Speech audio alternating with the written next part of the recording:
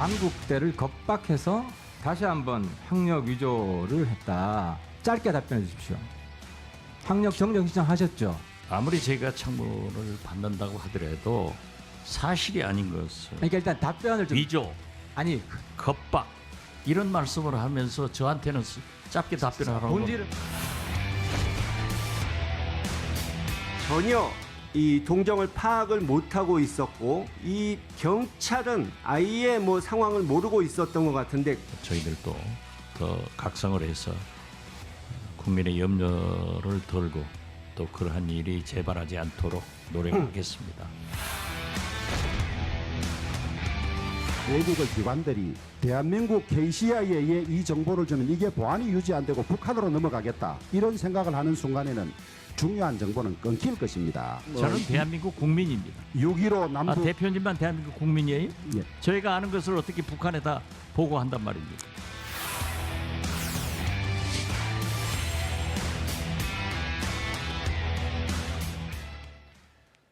네, 지금 국회에선 박지원 국정원장 후보자에 대한 인사청문회가 열리고 있습니다. 법사위에선 추미애 장관의 답변이 주목받고 있습니다. 서른민주당 의원, 조혜진 미래통합당 의원과 자세히 얘기 나눠봅니다. 안녕하십니까? 반갑습니다. 안녕하세요. 반갑습니다. 자, 지금 박지원 국정원장 후보자에 대한 인사청문회가 열리고 있는데 주로 개인 신상, 도덕성에 관련한 질의가 오전에 집중적으로 이루어졌습니다. 영상 보고 말씀 나누도록 하겠습니다. 2000년 권력 실세였을 때 후보자의 어두운 과거를 은폐하기 위해서 당국대를 겁박해서 다시 한번 학력 위조를 했다. 일단 후보자에게 2000년에 당국대 학력 정정 신청을 한 건 사실이죠. 아무리 제가 청문을 받는다고 하더라도 사실이 아닌 것을 그러니까 일단 답변을 좀 위조, 아니 겁박 이런 말씀을 하면서 저한테는 짧게 답변하라고. 본질을 흐리지 마시고 일단 시간 본질이 아니잖아요. 그게 아니, 본질이지. 후보자님 전략을 잘 아니까 그렇게 하지 지금 마세요. 자료 제출도 거부한 게 국민들이 다 보셨고 답변도 지금 회피 전략을 쓰시는데 회피 전략이 자, 아니에요. 저 학력 정리 요청을 했습니다. 55년 전이면은 존경하는 우리 하태경 의원님이 태어나지도 않은 시절입니다. 그때의 사회적 개념과 오늘날 21세기의 개념은 많은 차이가 있다고 생각합니다. 저는 분명히 광주교육대학을 졸업하고 성적표와 졸업증명서를 내서 당국대학에 편입을 합니다. 그리고 성실하게 수강을 했습니다. 지금 미래통합당에서는 뭐 이 의원뿐만이 아니라 지금 계속되는 질문이 뭐냐면 학력 의혹에 대해서 짚고 싶은데 왜 자료 제출을 안 하느냐 이거고요. 근데 박지원 후보자는 그건 학교에서 물어볼 일이지 왜 나한테 묻냐 지금 이거예요. 어느 쪽이 맞다고 보십니까? 노무현 대통령은 고조 어린데도 대통령이 됐습니다. 김대중 대통령도 마찬가지고. 그러니까 그동안에 박지원 후보자가 국회의원도 여러 번 했고 장관도 했고 대통령 비서실장도 했기 때문에 과거에 대학이 뭐 대학을 나왔느냐 안 나왔느냐 또는 뭐 좋은 대학 나왔느냐 뭐 아니냐 이런 게 국정원장으로서 직무를 수행하는데 결정적인 하자는 저는 아니라고 생각이 듭니다. 네. 그런데 문제는 좀 전에 이제 박 후보도 이야기했지만 옛날하고 지금하고 많이 다르다라는 말씀 속에 약간의 그 뉘앙스가 있다고 보는데 지금 기준으로 보면은 용납이 안 되는 거지만은 위조일지 뭐 허위일지 용납이 안 되는 거지만 그 당시에는 그런 일이 많았다 이런 뜻으로 저는 읽혀지기 때문에 그래서 뭔가 있어 보이는데 그러면 실제로 그런 일이 있었으면은 솔직히 뭐 이런 일이 있었다라고 이야기해도 다른 이유라면 모르겠지만 그것 때문에 국정원장 못한다고 할 국민은 제가 볼 때는 없어 보일 것 같아요. 그런데 만약에 진짜로 본인이 그때 기준으로 보나 지금 기준으로 보나 하나도 허위나 위조가 없었다. 편법이나 탈법이 없었다고 하면 당국대에다가 그리고 그 이전에 뭐 광주 교대인지 전남대인지 모르겠지만 관련된 서류 다 제출하라고 이야기하면 됩니다. 그런데 지금 제출 안 하고 있어요. 안 하고 있는 이유는 본인이 제출하라고 말을 안 했거나 아니면은 국회에서 제출하라고 했기 때문에 내야 되는데 본인이 막고 있거나 네. 제가 볼 때 둘 중에 하나입니다. 네. 그것 때문에 문제가 커지고 있는 것이라서 네. 진짜로 지금 과거의 기준으로 보면 좀 문제가 있지만 지금 기준으로 보면 문제가 있지만 과거에는 그런 일이 많았다고 하면 그거 그대로 이야기하고 네. 사과할 것은 사과하고 그렇지 않고 그때 기준 지금 기준 똑같이 아무런 의혹이 없다고 하면 자료 제출하라고 하고 자료 제출하고 그게 정도인 것 같습니다. 지금 그 미래통합당 쪽에서는 성적이 정말 그게 개인 신상이라면 성적 다 가리고라도 좀 줄 수 없느냐 이걸 요청하는데 안 된다고 지금 얘기를 하거든요. 그건 좀 학교 사정이라고 생각합니다. 간단해요. 과연 이 박지원 후보자가 광주 교대를 다녔냐 안 다녔냐 그것만 확인하면 되거든요. 네. 난 다녔다고 생각해요. 본인이 그거 뭐 간단한 건데 그때 갔던 교우들이 있을 터이니까 네. 교우들 중에서 그 사람 다닌 적 없어 확인하면 되는 거거든요. 근데 안 다녔다라는 얘기를 못 하고 있습니다. 본인은 분명히 다녔다고 얘기를 하고 있고요. 그리고 기록도 있는 거이고요. 근데 그걸 주고 안 주는 건 학교 결정해야 될 문제인데 학교에다가 하라고 하고 말라고 할 이유가 없는 거죠. 학교가 내면 되는 거죠.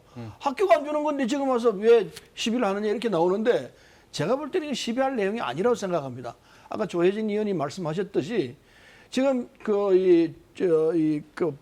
박지원 이 후보자가 한 얘기는 이런 게 있습니다. 지금 내용으로 보면은 수기 과정에서 수기로 돼 있는 걸 전산화합니다. 학교마다 전산화하는 과정에서 이게 오류가 생기고 그래요. 그런 문제가 분명히 지적돼야 한다고 생각합니다. 그거 가지고 나오면 엉터리 아니냐 이렇게 얘기할 수 있는데 그때 사정하고 지금하고 똑같이 볼 수는 없는 거죠.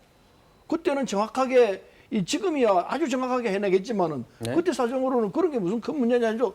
넘어갔을 수 있다고 보는 거죠. 네. 그래서 그거 자체가 큰 결정적인 하자가 될 수 있는 건 아니다. 더군다나 학교에서 그렇게 정리를 해낸 거기 때문에 그걸 가지고 왜 지금 여기 와서 문제를 삼으려고 드느냐.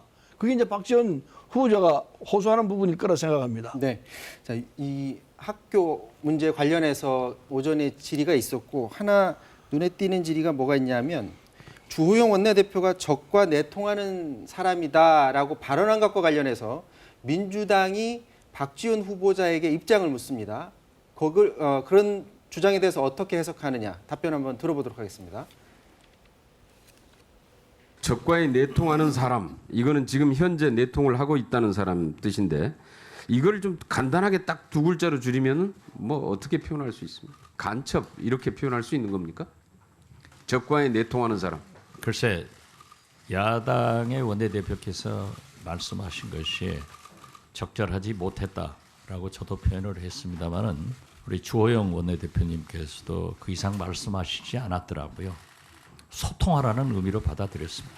적과의 내통하는 사람을 국정원장 후보자로 앉혔다. 이 얘기는 굉장히 심각한 얘기입니다. 간첩이 아닌 걸 알면서도 간첩으로 몰아가면은 어떤 죄를 받는지도 아시죠? 이 부분에 대해서 어떻게 대처를 하실 계획인가요?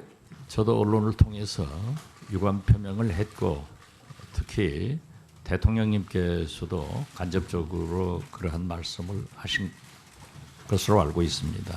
우리 존경하는 주호영 대표님께서도 그 후 이렇단 말씀이 없으시기 때문에 저는 유감스럽지만 이해를 하는 쪽으로 정리를 하고 있습니다. 박지원 후보자가 직접적으로 조영 원내대표를 비난하진 않습니다. 대신에 소통하는 의미로 받아들인다라고 그러는데 이거 어떻게 해석해야 될까요? 이 조영 원내대표가 일종의 실언을 했습니다. 네. 그 할 말이 아니죠. 적과에 내통한다니 무슨 말이에요, 그게? 아까 그 김경호 의원 말대로 따지면 간첩이라는 얘기인데 당신 간첩하냐 이렇게 물어보는 거 아니에요. 그 말이 안 되는 소리인데 저라면은 뭐 이 조영 원내대표는 원래 온건한 사람이에요. 합리적인 분인데 제가 볼 때는 약간 실언한 것 같은데 그걸 박지원 대표가 뭐 과감하게 받아들인 것 같아요. 그래서 소통하자는 뜻으로 이해한다라고 했으니까 더 이상 시비하지 말고 넘어가자는 취지니까 뭐 바른 방법이라고 생각합니다. 그 부분에 대해서는 좀 대화를 더 열심히 해달라라는 부탁으로 알아듣겠다 이렇게 해석하면 될까요? 그 약간 뭐 그런 의미 같기도 하고 동문서답 같기도 한데 내통이라고 하는 거는 서로 그냥 단순히 대화를 주고받는 정도를 넘어서 가지고 네. 이쪽에 기밀까지 저쪽에 이제 털어놓는다든가 네. 또는 우리에게 불리하거나 불이익하거나 또는 위해가 될 수 있는데도 그쪽 편에 서서 그쪽에 도움을 준다거나 그런 경우를 네. 가정해서 이야기를 표현을 그렇게 한 것 같은데 그거는 우리 저 박지원 후보자의 어떤 뭐 사상 이념적인 뭐 가족력과 관계에서 그렇게 의심한 사람도 있지만은 지난번 2000년 남북 정상회담 과정에서 4억 5천 불법 대북 송금에 연루된 것 때문에 네. 그 4억 5천이 어쨌든 김정일 이 공산 독재 이 봉건 세습 체제를 계속 연명하는데 도움이 됐고 또 직접 간접으로 우리를 위협하는 그 핵이나 미사일 개발에 쓰여졌을 거라는 그런 추론들이 있는 상황에서 그건 우리한테 뭐 경제적으로도 손실이지만은 안보적으로도 굉장한 위해인데 그런 행위를 그에 연루돼서 관여를 했다라는 것 때문에 국정원장이 되면 그런 미묘한 순간에 또 그런 선택을 할 수도 있지 않는가 그런 염려를 저런 표현을 한 거 아닌가 싶습니다. 지금 저기 근데요. 방송 자막 잠깐만요. 방송 자막에도 지금 나가는데 주호영 원내대표가 오늘 또 청문회 자리에서 북에 5억 달러 제공에 박지원 후보자가 당시에 서명을 했다라고 하면서 문건을 하나 공개를 했거든요. 근데 이 문건의 진위 여부가 앞으로 또 쟁점이 될 것 같습니다. 자, 어떤 대화가 오갔는지 영상 보도록 하겠습니다. 남북 합의서라는 문건이 있습니다. 2000년 4월 8일 이런 문건 본 적 있습니까? 제가 서명했습니다. 그게 맞죠? 바로 그 유명한 4.8 합의서입니다. 맞죠? 둘째, 남측은 남북 정상회담을 계기로 인도주의 정신에 입각하여 5억 달러분을 제공한다. 셋째, 이와 관련한 실무적인 문제들은 차후 협의하기로 하였다. 상부의 뜻을 받들어는 남북 합의서와 똑같고 사인도 똑같습니다. 이런 문건 사인하신 적이 있습니까? 그러한 것은 없는데요. 아주 중요합니다. 예. 그러한 것은 제가 한 거 없습니다. 없습니까? 예. 이게 만약에 사실이라면 지금까지 후보자가 하셨던 말은 다 틀린 말입니다. 사실이 아닙니다.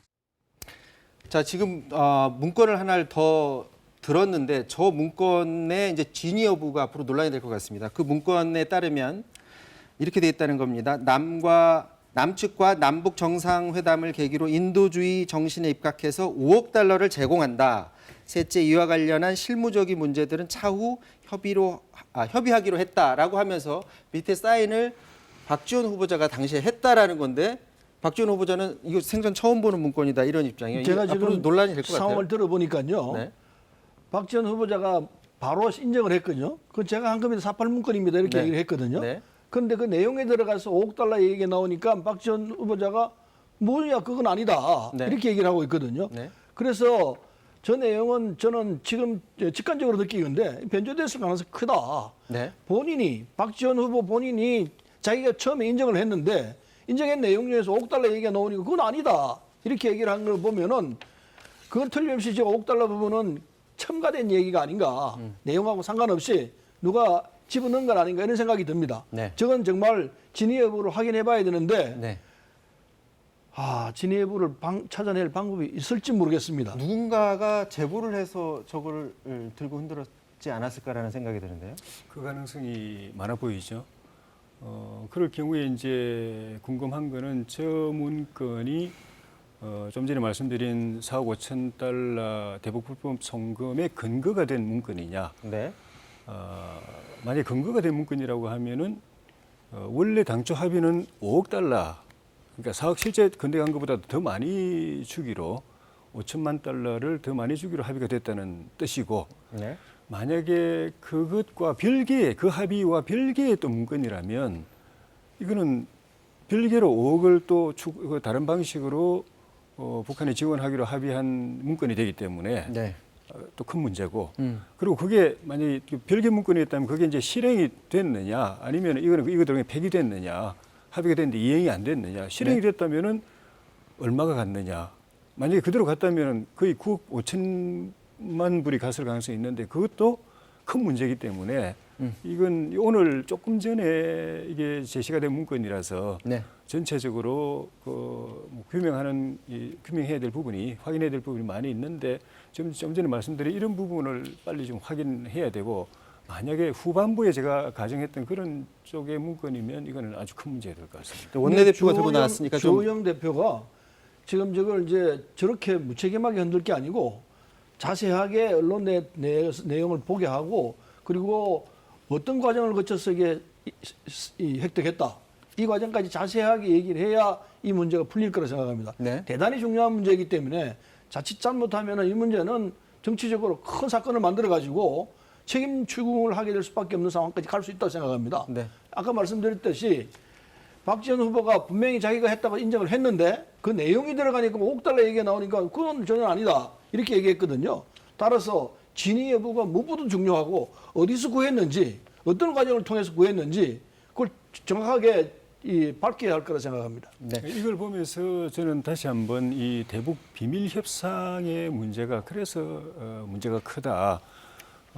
그 비밀 협상 형태로 그러니까 투명하게 공개적으로 합법적인 기관을 통해서 통일부라든가 이런 합법적인 기관을 통해서 협상을 하지 않고 밀사를 보내 가지고 대통령의 신임만을 근거로 해가지고 밀사를 보내서 협상을 하니까 그 내용이 전모가 지금까지도 안 밝혀진다는 거 아닙니까? 그러니까 20년 지난 상황에서도 새로운 증거를 가지고 이렇게 문제가 되고 논란이 되고 하는 것 때문에 그래서 그 비밀 협상으로서 적임자였던 박지원 전 의원을 국정원장에 임명해서 남북 문제를 맡긴다는 게 이런 점에서 굉장히 이 위험성이 높다는 걸 다시 한번 확인하는 것 같습니다.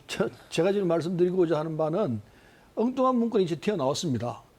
그동안 20년 동안 절대 안 나오던 문건이 튀어나왔는데 이게 어디서 나왔는지 그걸 조영 대표는 정확히 밝혀줘야 합니다. 이제 문건이 공개가 됐으니까 청문회 지금 다 끝난 것도 아니고 오늘 청문회 외에도 이후에도 문건이 어디서 들어왔는지 아마 따지는 그런 시간이 있을 것 같고요. 다음 문제로 좀 넘어가 보죠. 뒤에서 저희가 자세히 다루기는 할 건데 탈북민이 월북해서 이게 지금 지난 주말 사이 굉장히 뜨거웠습니다. 그런데 월북한 사실을 우리보다 북한에서 먼저 알아서 이걸 공개했고 우리 군도 뒤늦게 확인을 했습니다. 그렇다면 우리 군이 북한이 공개하지 않았다면 과연 몰랐을 건가? 이게 우리 군 자체에 좀 문제가 심각한 거 아닌가 이런 지적들이 나오는데요. 어떻게 보세요? 군도 그렇고 전반적으로 우리 관계 당국에서 이거를 몰랐다는 것이 지금까지 나오고 있는 보도의 내용입니다. 네. 사후적으로 뭐 그 시시 장비라든지 이런 걸 이제 그 확인해가지고 사후적으로 확인은 하는 절차는 지금 거치고 있는 것 같은데 네. 사전적으로는 몰랐던 것 같고 이게 결국은 남북 정상회담과 군사 합의를 하면서 우리가 우려했던 것들이 다 현실화되고 있는 것 같습니다. 군사 합의를 통해서 정찰 활동, 경계 활동이 대폭 줄어들고 또 경계와 관련된 또 우리 장병들의 훈련도 대폭 줄어들고 이러면서 분명히 이제 뚫릴 텐데라고 걱정을 했는데 철통 같은 태세를 유지하고 있다. 일체 그런 염려를 할 필요가 없다고 군이 아주 힘주어 이야기하고 정부도 계속 그래 이야기했는데 결국 그 삼척항에서도 북한 선박이 들어와 있는 것도 모르는 그런 일들이 벌어지고 그 외에도 여러 군데서 뚫리는 정황이 지금 나오고 있는 거기 때문에 이번 이 일에 대해서는 정말 지금 대통령 이 경계나 또 보안에 전혀 문제가 없다고 호언장담했던 대통령이나 군수내부가 국민들에게 사과하고 군수내부는 특히 책임을 져야 된다고 봅니다. 물론 좀 이따가 인사가 있을 가능성도 있지만은 책임져야 된다고 봅니다. 이 정부 당혹스러울 수밖에 없어요 지금 상황이. 그건 문제가 있죠. 네.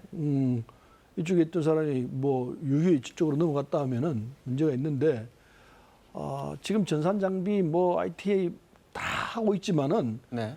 도둑이 10명이 지키려 해도 못 막는다는 말이 있습니다. 넘어가면은 그 참 그렇습니다. 어쨌든 그럼에도 불구하고 군이 철통 같은 경계를 해야 되는데 그게 구멍이 있었다는 건 틀림없는 이야기이기 때문에 이건 어떤 과정을 거쳐서 월북하게 됐는지 좀 지켜봐야 될 것 같고요. 네. 지금으로서는 아마 배수로를 통해서 넘어간 것 같다 이렇게 보는 것 같은데 네. 그것도 정확한 건지는 더 조사를 해봐야 할 것 같습니다. 네. 어쨌든 이 문제는 그냥 넘어갈 문제는 아니고 그 지역을 맡고 있는 사람들에 대해서 조사를 좀 해야 할 필요가 있습니다. 이 국민들이 좀 우려하는 부분이 이게 뭐 갑자기 처음 나온 게 아니라 삼척에서의 그 목성권도 있었고 태안 포트 건도 있고 너무 짧은 시간에 막 자꾸 이런 일들이 터지니까 이 군 경계 정말 문제 있는 거 아니야 이런 의심할 수밖에 없는 거거든요. 근데 1.5km 정도밖에 안 된다고 그래요. 네. 제일 가까운 거리가 긴 거리도 한 2.5km 정도 된다는데 남쪽에서 북쪽 건너가는데 그거면은 물이 빠져나가면은 뭐 얼마든지 조금만 헤엄치면 건너갈 수 있는 상황이기 때문에 그래서 경계를 더 철저히 해야 되는데 이런 구멍이 나온 것은 뭐 군으로서는 할 말이 없을 거라 생각합니다. 네. 그러나 소 잃고 외양간 고친다는 얘기가 있지만은 그렇더라도 다시 경계태세를 더 정확히 해서 사후라도 이런 일이 다시 되풀이되지 않도록 하는 것이 필요하겠죠. 그 보도를 보면은 그 건너올 때도 저 루트로 이제 헤엄쳐 건너왔다는 이제 보도를 좀 본 적이 약간 다른 것 있었는데 같아요. 조금 다른 루트예요. 어쨌든 간에 민간인 신분인데 네. 저렇게 오고 가는 것이 내려왔을 때도 탈북민이었으니까 다행이지 훈련받은 간첩이나 무장 그 간첩 같았으면 저거는 큰 사건인데 민간인도 저렇게 건너오고 건너가는 게 저렇게 자유로우면 훈련받은 간첩이나 무장 그 군인 같은 경우에는 이거는 수시로 마음만 먹으면 언제든지 안방 드나들듯이 자유롭게 왔다 갔다 한다는 의미인데 네. 이거는 진짜 이 대통령께서 진짜 사과하셔야 되고 군수내부는 책임지고 물러나야 된다고 봅니다. 자, 북한의 주장대로라면 이번에 월북한 사람이 코로나에 걸렸다 이거예요. 근데 우리 정부 당국이 확인한 걸 봤더니 코로나 확진자도 아니고 접촉자도 아니다. 어쨌거나 북한에서 주장하는 거는 코로나에 걸렸다고 하니까 이것을 매개로 해서 남북 간의 어떤 그 코로나 관련해서 협의가 있을 가능성은 혹시 있을까요? 있다고 봐야죠. 우선 첫째로 우리 쪽에서 제대로 진단이 안 된 상태이기 때문에 네. 진짜 코로나에 걸렸을 수도 있습니다. 그 여부를 떠나서 북쪽에서 지금 이 코로나에 걸렸다고 얘기를 하기 때문에 그 부분을 우리가 인정을 한다면은 그렇다면은 우리 쪽에서 넘어간 사람이니까 그 문제를 가지고 방역 협의를 하자. 이렇게 역으로 우리가 얘기를 할 수 있다 생각하고 뭐 위기가 기회라는 말이 있듯이 이 상황이 남북 관계를 오히려 방역을 계기로 해서 남북 관계를 한 단계 좋은 쪽으로 진전시키는 기회가 될 수도 있다 생각합니다. 네. 그래서 북쪽이 하고 있는 얘기에 대해서 진위 여부를 떠나서 그러면은 함께 공동으로 방역 문제를 논의하자라고 우리 쪽에서 제안해야 될 거 아닌가 이렇게 생각합니다. 그래서 이 기회를 평화를 정진시키는 기회로 활용해야 된다. 그렇게 역설적으로 해야 할 부분 아닌가 하는 생각이 듭니다. 네. 지금 국회에서는 인사청문회 외에도 지금 관심을 받고 있는 게 추미애 장관이 법사위에 출석을 했습니다. 여기에서도 야당 의원들과의 질의응답이 있었는데요. 자, 어떤 얘기가 오갔는지 한번 보도록 하겠습니다.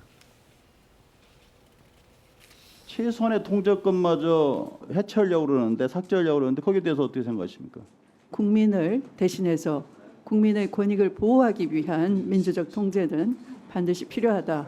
그래서 검찰청법 제8조가 있는 것이다. 이렇게. 검찰권이라는 게 뭡니까? 법과 원칙에 따라서 행사되어야 되고 정치적 중립은 목숨과도 같은 건데 거기에 대해서 법무부 장관이 지휘를 하고 정치적 책임이 있는 법무부 장관이 법적 책임을 또 지는 겁니까, 그럼? 장관이 원칙에 따라서 했다라는 취지의 말씀을 드린 겁니다. 정치적 책임을 지게 하는 그 조항이 아니지 않습니까? 자, 그러니까 추미애 장관은 법무부 장관의 수사 지휘권이 이 검찰을 민주적으로 통제하기 위해서 필요하다라는 게 바로 추 장관의 주장입니다. 어떻게 생각하십니까? 민주적 통제라는 것은 국민의 편에 서서 검찰의 과잉 수사, 무리한 수사, 또 편파 수사, 민생 침해 수사, 또 인권 침해 수사 이런 걸 막는 걸 민주적 통제라고 그런 것입니다. 네. 그런데 지금 추미애 장관이 취임하자마자 지금까지 일관되게 보여주는 것은 정치적 통제입니다. 정략적, 정파적, 당파적 통제인 겁니다. 네.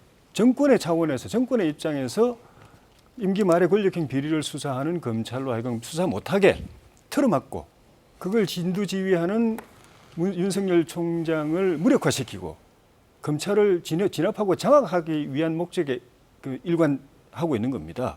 그 과정에서 수사지휘권도 남용하고 인사권도 남용하고 또 일선 검사들에게 직접 그 수사지휘를 내리기도 하고 네. 또 수사 방해 행위도 하고 여러 가지 탈법과 불법 또 편법 위법을 마구 저지르고 있어서 반드시 제가 볼 때 나중에 문제가 될 것 같은데 역대 법무장관들의 그게 바라는 이 검찰 조직 또 국민들의 바람은 청와대에서 검찰을 정권의 하수인으로 만들려고 할 때 외압을 가할 때 외풍을 막아주는 그래서 검찰이 정치적 중립을 지키고 소신껏 수사할 수 있도록 국민의 편에서 소신껏 수사할 수 있도록 검찰이 외풍 막아주는 역할을 바람막이 역할을 기대했는데 지금 장관은 거꾸로 하고 있습니다. 네. 어떻게 보세요? 검찰 개혁이라는 얘기는 어제 오늘 얘기가 아닙니다. 오래된 얘기입니다.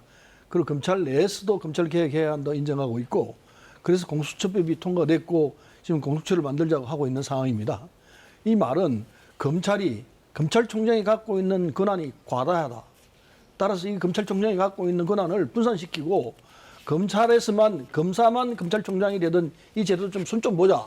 이게 지금 법무검찰의 계획위원회에서 올라온 주된 내용들입니다. 국민들이 알고 있는 사안입니다. 오래된 사안입니다. 검찰 개혁해야 한다는 것. 검찰총장이 갖고 있는 힘이 과도하다. 이걸 분산시키자. 이게 어제 오늘이 얘기 아니지 않습니까? 그 일 안에서 하고 있던 얘기인데 지금 검찰총장하고 법무부 장관하고 충돌이 일어나고 있습니다. 지금 야당 입장에서는 검찰총장이 잘한다고 할지 모르지만은 국민 일반이 볼 때는 검찰총장이 지나치게 권한을 행사해가지고 오늘의 이 지경에 이르렀다. 따라서 법무장관의 통제가 있어야 된다. 그럼 법에 따르는 이야기입니다. 이 통제권을 행사하고 검찰총장이 갖고 있는 권한을 분산시키겠다. 이게 검찰개혁의 요체 아니겠습니까? 그걸 지금 하자고 하고 있는 입장이고 야당에서는 그러지 마라. 검찰총장이 갖고 있는 힘을 그대로 보존하라.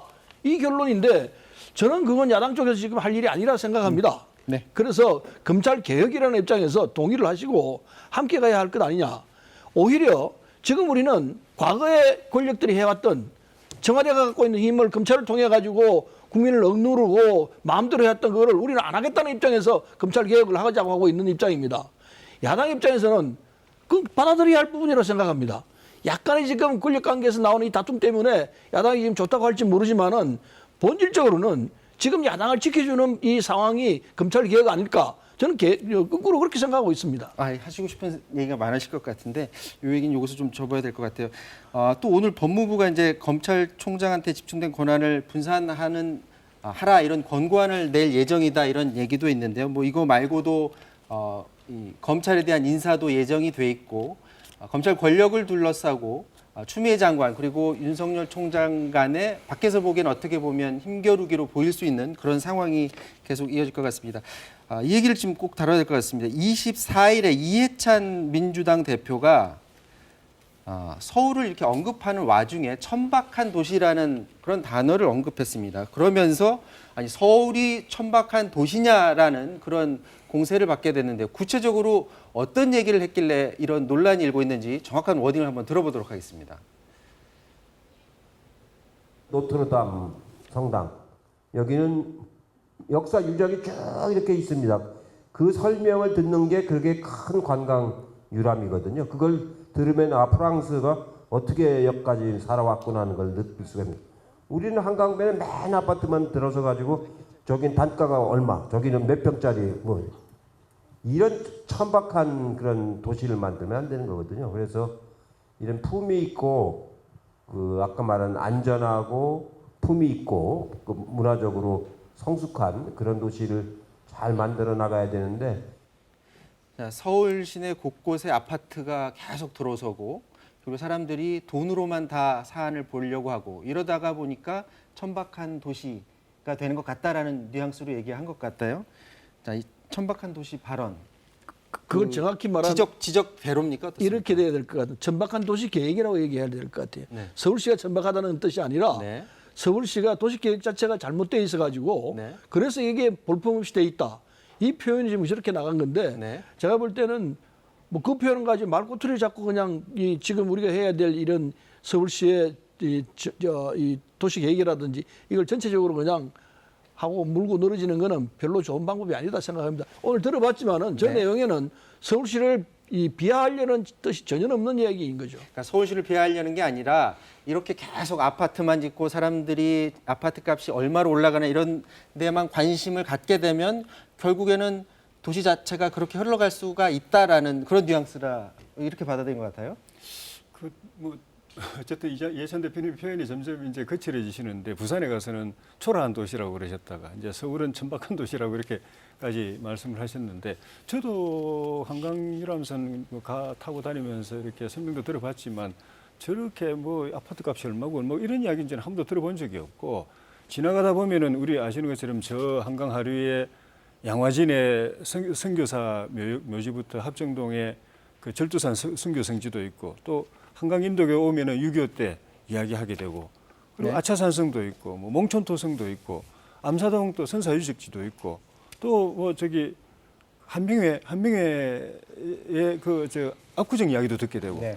그런 이야기 듣게 됩니다. 그만큼 우리 한강 주변이 역사 문화 유적이 풍부한 그런 도시고 우리 그 서울 전체가 사실은 세계적으로 굉장히 수준 높은 문화 도시로 자리를 잡았는데 그 뭐 돈만 하는 사람이면 천박한 사람이지만은 서울이 천박한 도시거나 서울 시민이 천박한 사람은 아니죠. 그래서 저는 좀 그 어휘력이 부족하신 것인지 아니면 자꾸 네. 이제 정치적으로만 말씀하시려고 하다 보니까 자꾸 폄하하는 말씀을 하시게 되는 것인지 좀 들으면 우리 시민들이 많이 좀 속상할 것 같아요. 저희가 전에 지금 이해찬 대표가 어떻게 말했는지 풀워딩을 지금 다 들려드렸습니다. 그러니까 국민들이 이걸 듣고서 판단을 하시리라 믿습니다.